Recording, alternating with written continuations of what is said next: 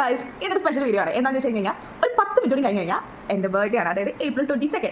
അപ്പോൾ ഈ പക്ഷേ പ്രത്യേകം എന്ന് വെച്ച് കഴിഞ്ഞാൽ ഞാൻ ഇവിടെ ഒറ്റയ്ക്കാണ്, അതായത് ഞാൻ ഭോപ്പാലാണ് ഇപ്പോൾ ഒറ്റയ്ക്കാണ്. അതായത് എൻ്റെ ഈ 25 ഇയേഴ്സിൽ ഞാൻ ആദ്യമായിട്ടാണ് ബർത്ത്ഡേ ഒറ്റയ്ക്ക് സെലിബ്രേറ്റ് ചെയ്യാൻ പോകുന്നത്. എനിക്ക് അറിഞ്ഞോട് ചിലപ്പോൾ ഫ്രണ്ട്സ് എല്ലാവരും വരാം, എങ്ങനെയാണെന്ന് എനിക്ക് അറിഞ്ഞോടാ. പക്ഷേ ഇപ്പോൾ ഞാൻ വീട്ടിൽ ഒറ്റയ്ക്കാണ്.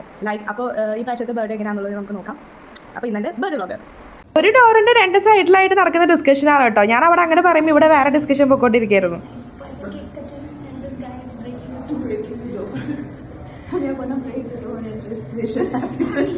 അങ്ങനെ കറക്റ്റ് 12 മണിയായപ്പോൾ എല്ലാവരും കൂടിയിട്ട് എൻ്റെ ഡോറ് തല്ലി പൊട്ടിച്ചിട്ട് ഹാപ്പി ബർത്ത്ഡേ വിഷ് ചെയ്തു. പക്ഷെ എനിക്കത് ഭയങ്കര സന്തോഷമായിരുന്നു കേട്ടോ.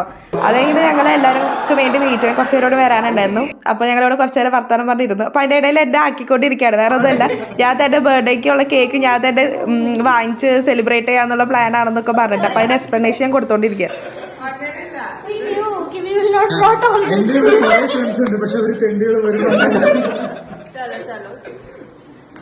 ഇതൊക്കെ കഴിഞ്ഞ് എല്ലാവരും വന്നപ്പോൾ ഞങ്ങൾ പതുക്കെ കേക്ക് കട്ടിങ് സ്റ്റാർട്ട് ചെയ്തു.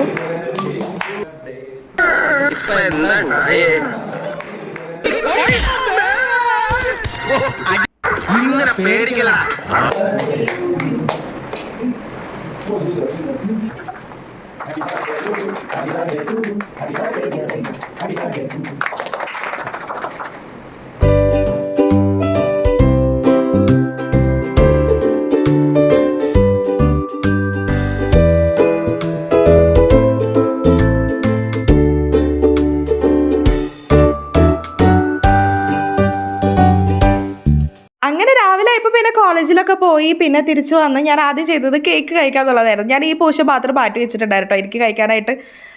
അത് കഴിഞ്ഞ് നമ്മൾ ഡിന്നർ നമ്മൾ ബിരിയാണിയാണ് പ്ലാൻ ചെയ്തിട്ടുണ്ടായിരുന്നത്, അഫ്ഗാനി ചിക്കനും ബിരിയാണിയും.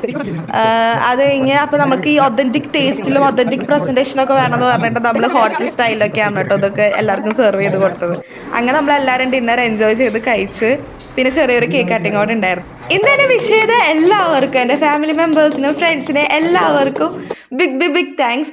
ഇനി ഞാൻ സ്പെഷ്യൽ താങ്ക്സ് പറയേണ്ടത് എൻ്റെ ഇച്ചായനോടാണ്. കാരണം ഇന്ന് അവൻ ഇവിടെ പ്രസൻ്റ് അല്ലെങ്കിലും എൻ്റെ ഇന്നത്തെ ദിവസം മോസ്റ്റ് മെമ്മറബിളും അതുപോലെ തന്നെ ഹാപ്പി ആയിരിക്കണമെന്ന് ഏറ്റവും ആഗ്രഹിച്ചത് ഇച്ചായനാണ്.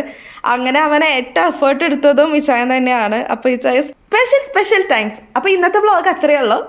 അപ്പോൾ ഓക്കെ, ബൈ.